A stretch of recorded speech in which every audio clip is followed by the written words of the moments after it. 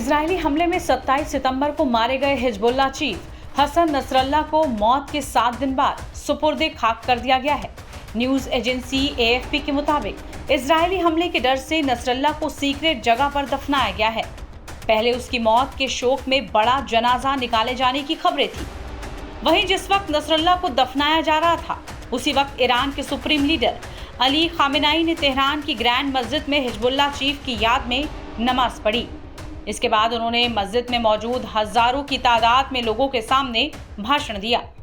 Khamenei ने दुनिया के मुसलमानों को दुश्मन के खिलाफ एकजुट होने की अपील की है। इस दौरान खामेनेई ने कहा कि दुनिया में एक भी ऐसी अदालत नहीं है जो फिलिस्तीनियों को अपनी जमीन की हिफाजत करने के लिए दोषी ठहरा सके। हम इजराइल को जवाब देने में न तो देरी करेंगे और न ही जल्दबाजी।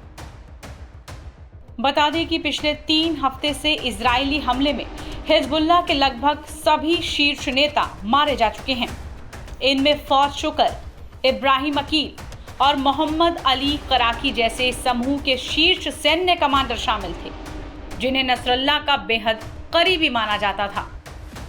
वहीं इजराइल ने दावा किया है कि गाजा पट्टी में हमास सरकार के प्रमुख रावी मुश्ताहा की मौत 3 महीने पहले एक इजरायली एयर स्ट्राइक में हो चुकी है। ईरान के सुप्रीम लीडर खामेनेई ने लेबनान और फिलिस्तीन के लड़ाकों से कहा कि खून खराबे से आपकी ताकत कम नहीं होनी चाहिए।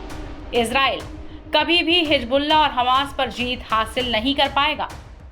इजराइल के हालिया व्यवहार से गुस्सा बढ़ रहा है और प्रतिशोध की मंशा मजबूत हो रही है। इजराइल हत्याओं और नागरिक हत्याओं के जरिए जीतने का दिखावा कर रहा है।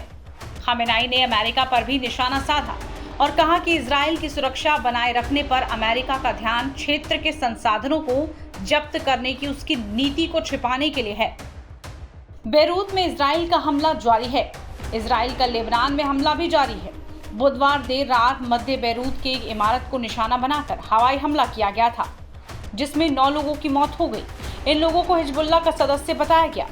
इजराइल सितंबर के अंत से ही लेबनान के उन क्षेत्रों पर बमबारी कर रहा है जहां उग्रवादी समूह हिजबुल्लाह की मजबूत उपस्थिति है, लेकिन राजधानी बेरूत के मध्य क्षेत्र को शायद ही कभी निशाना बनाया गया हो। बुधवार देर रात हुए हमले से पहले कोई चेतावनी नहीं दी गई थी, जिसमें मध्य बेरूत में एक इमारत को निशाना बनाया गया। ये इमारत संयुक्त राष्ट्र मुख्यालय, प्रधानमंत्री कार्यालय और संसद से ज्यादा दूर नहीं है। वहीं हिजबुल्लाह की नागरिक सुरक्षा इकाई ने कहा कि उसके 7 सदस्य मारे गए हैं। ये हमला दक्षिणी लेबनान में हिजबुल्लाह के साथ झड़प में कम से कम 8 इजरायली सैनिकों के मारे जाने के बाद हुआ है। बता दें, खामेनेई ने आखिरी बार 5 साल पहले जनवरी 2020 में रेवोल्यूशनरी गार्ड्स के कमांडर कासिम सुलेमानी की मौत के बाद जुमे की नमाज को लीड किया था। नसरल्लाह की मौत के बाद खामेनेई को सीक्रेट जगह पर ले जाया गया था। इसके बाद से पहली बार वो सार्वजनिक तौर पर दिखाई दिए।